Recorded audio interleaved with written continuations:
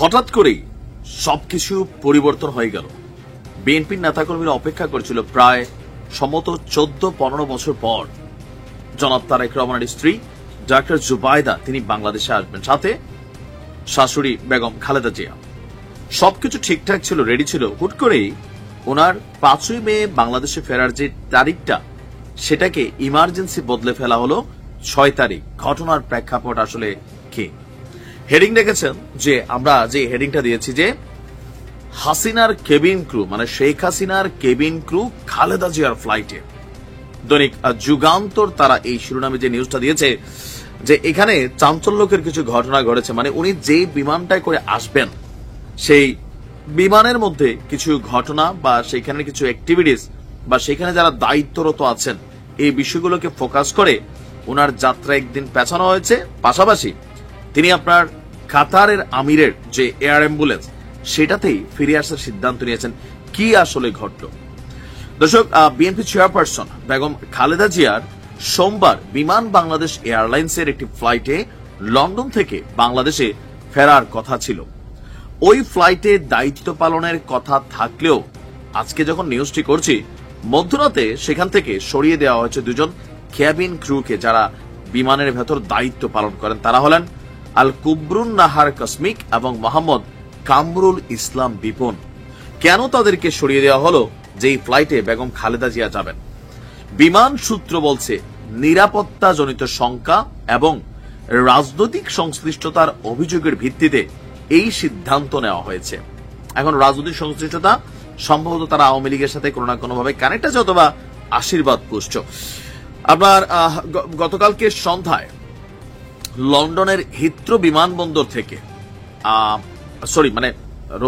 রোববার সন্ধ্যায় লন্ডনের হিথ্রো বিমানবন্দর থেকে ঢাকার উদ্দেশ্যে রওনা হওয়ার কথা ছিল বিমান বাংলাদেশ এয়ারলাইন্সের BG202 ফ্লাইটটি। খালেদা জিয়া সহ তার পরিবারের সদস্য এবং বিএনপির শীর্ষ নেতারা এই ফ্লাইটে থাকার কথা ছিল।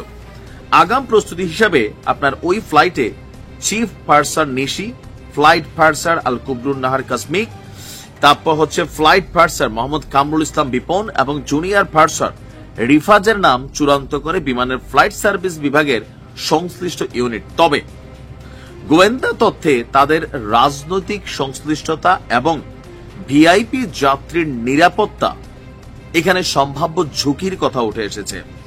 আর যার কারণে মধ্যরাতে তাৎক্ষণিকভাবে সিদ্ধান্ত নিয়ে দুজনের নাম বাতিল করে দেওয়া হয়েছে যে যেহেতু একটা বিমানের নিরাপত্তা এই জিনিসটা কেবিন ক্রু হিসেবে যারা থাকে তাদের হাতে থাকে। সো বিএনপি মনে করছে যে এখানে কেবিন ক্রুদের মধ্যে এই দুইজন তারা এই বিমানে থাকা উচিত না, এই কারণে তাদের ইস্যুতে এখানে সামনে আসলো।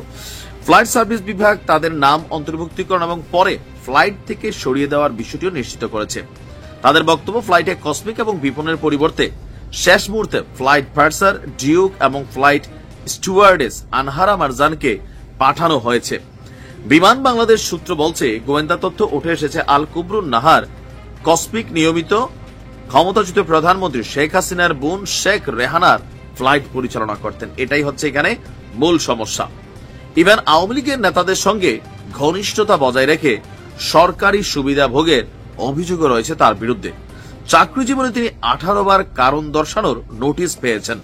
শাস্তি হিসাবে একাধিকবার গ্রাউন্ডেড হয়েছেন। অপরদিকে জুনিয়র পার্সার কামরুল ইসলাম বিপন দীর্ঘদিন ধরে সরকারি দলের নানান কার্যক্রমে সরাসরি যুক্ত ছিলেন বলেও অভিযোগ রয়েছে। প্রতি বছর 15 আগস্ট পালনের জন্য নিয়মিত ধানমন্ডি 32 নম্বরে ফুল দেওয়া, শেখ কামালের জন্মদিনে প্রীতি ফুটবল ম্যাচের আয়োজন করা, বিমানে শেখ রাসেল দিবস পালনেরও অন্যতম উদ্যোক্তা তিনি। তো এখন কেন করা হইল?